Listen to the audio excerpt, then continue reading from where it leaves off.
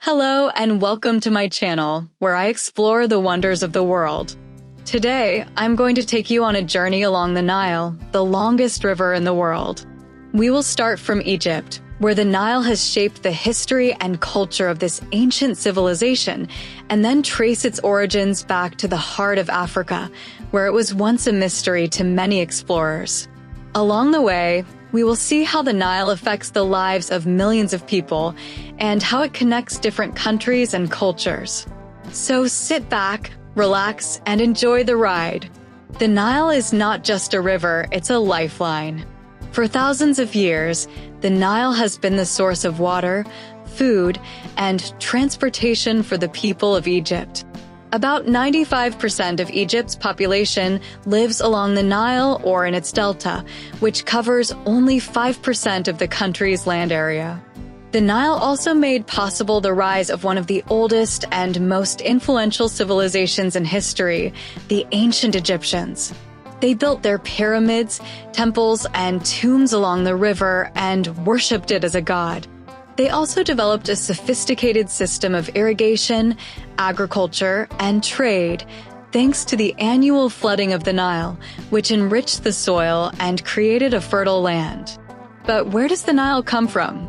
How does it flow for over 6,000 kilometers, crossing 11 countries, and draining an area of 3.4 million square kilometers?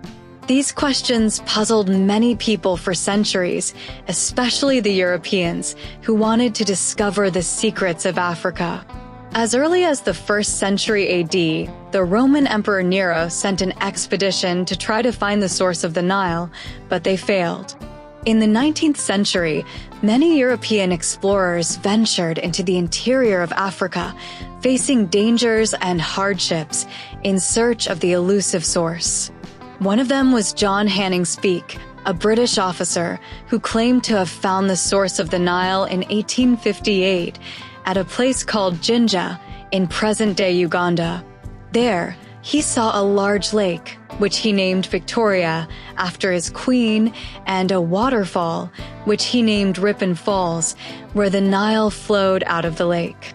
He also met the king of Uganda, a powerful kingdom that controlled the region around the lake. However, Speke's discovery was not accepted by everyone. Some people doubted that Lake Victoria was the true source of the Nile and suggested that there were other rivers that fed into it and that the real source was further south. One of these rivers was the Kagera, which flows from Lake Tanganyika, another large lake in East Africa. The debate was finally settled in the 20th century when it was confirmed that the Kagera is indeed the largest tributary of Lake Victoria and that its most distant source is in the Nyungwe Forest in Rwanda. Therefore, the Nile has two main sources, the White Nile, which originates from Lake Victoria, and the Blue Nile, which originates from Lake Tana in Ethiopia. The White Nile and the Blue Nile meet at Khartoum, the capital of Sudan, where they form the Nile proper. The White Nile is longer and slower, while the Blue Nile is shorter and faster and carries more water and sediment. The Blue Nile flows for about 1,400 kilometers from Lake Tana in the Ethiopian highlands, where it receives most of its water from the summer monsoon rains. The White Nile flows for about 3,700 kilometers from Lake Victoria, passing through Lake Albert, the Sud, a vast swampy region in South Sudan, and Lake Nasser, formed by the Aswan High Dam in Egypt. The Sud was thought to have prevented the Romans from reaching the interior and discovering the source of the Nile. The Nile continues its journey through the deserts of Sudan and Egypt, where it creates a green oasis that supports life and civilization. Along the way, it passes by many historical and cultural landmarks, such as the pyramids of Meroe, the temples of Abu Simbel, the Aswan High Dam, the Valley of the Kings, the Karnak Temple, and the Great Pyramids of Giza.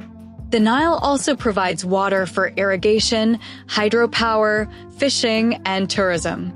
However, the Nile also faces many challenges, such as pollution, overuse, climate change, and conflicts over its water resources among the countries that share it. The Nile finally reaches its end at the Mediterranean Sea, where it forms a large delta that covers about 25,000 square kilometers. The delta is home to about 40 million people and is one of the most fertile and densely populated regions in the world.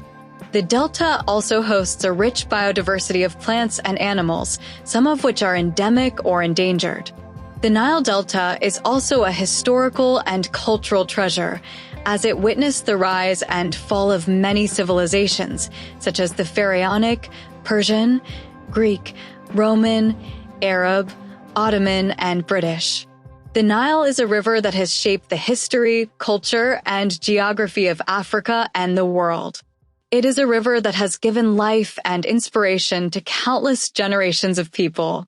It is a river that deserves our respect and admiration. Thank you for watching this video, and I hope you learned something new and interesting about the Nile. If you liked this video, please give it a thumbs up, share it with your friends, and subscribe to my channel for more videos like this. See you next time.